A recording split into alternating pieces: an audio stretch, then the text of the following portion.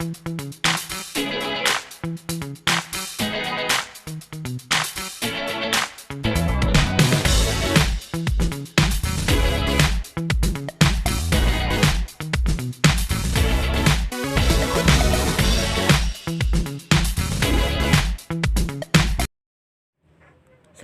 warahmatullahi wabarakatuh. Pada kesempatan kali ini saya akan membawakan materi birokrasi pemerintahan. Sebagaimana video ini saya buat sebagai tugas final dari mata kuliah birokrasi pemerintahan. Baik, langsung saja kita ke materi. Pertama, apa itu birokrasi?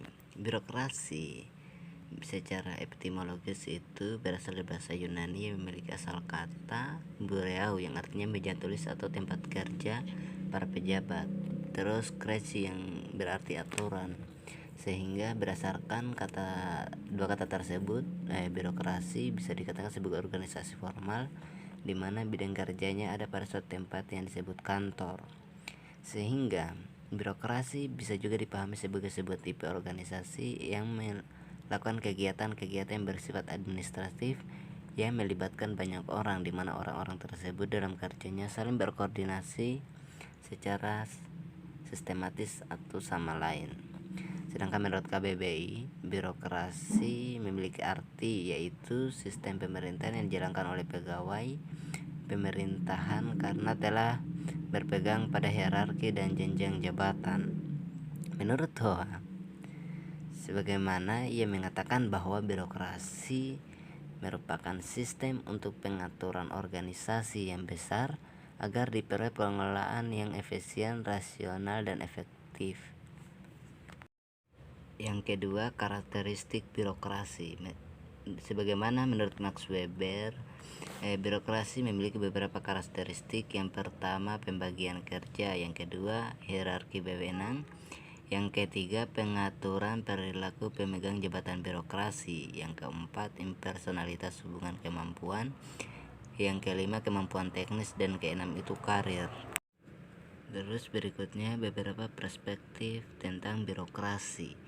Birokrasi memiliki 3 macam perspektif yang berbeda. Yang pertama, yaitu lebih memandang birokrasi sebagai organisasi yang bersifat umum. Terus perspektif yang kedua, birokrasi mengalami penyempitan makna sebagai terminologi yang menunjukkan pada suatu bidang tertentu dalam administrasi negara. Terus yang perspektif yang ketiga, yaitu birokrasi diartikan sebagai personal tetap pemerintahan, dalam hal ini adalah pegawai negeri. Keempat, yaitu konsep modern tentang birokrasi. Konsep tentang birokrasi meliputi beberapa, yaitu pertama, birokrasi sebagai organisasi rasional, birokrasi sebagai efisiensi organisasi, birokrasi sebagai kewenangan yang dijalankan oleh para pejabat. Terus birokrasi sebagai administrasi negara, birokrasi sebagai administrasi yang dijalankan oleh pejabat. Terus birokrasi sebagai sebuah organisasi, dan birokrasi sebagai masyarakat modern. Menurut Bianto, dia menawarkan beberapa indikator yang bisa dipakai untuk mengukur kinerja birokrasi. Sebagaimana indikator tersebut meliputi: pertama, produktivitas; kedua, kualitas layanan; ketiga, responsivitas; keempat, responsibilitas; terus akuntabilitas. Selain itu, birokrasi juga mempunyai sejumlah peran dalam mekanisme kinerja pembangunan sebuah negara. Sebagaimana yang pertama itu melaksanakan pelayanan publik, yang kedua melaksanakan pembangunan yang profesional, terus yang ketiga perencanaan, pelaksanaan, dan pengawasan kebijakan atau manajemen pemerintah.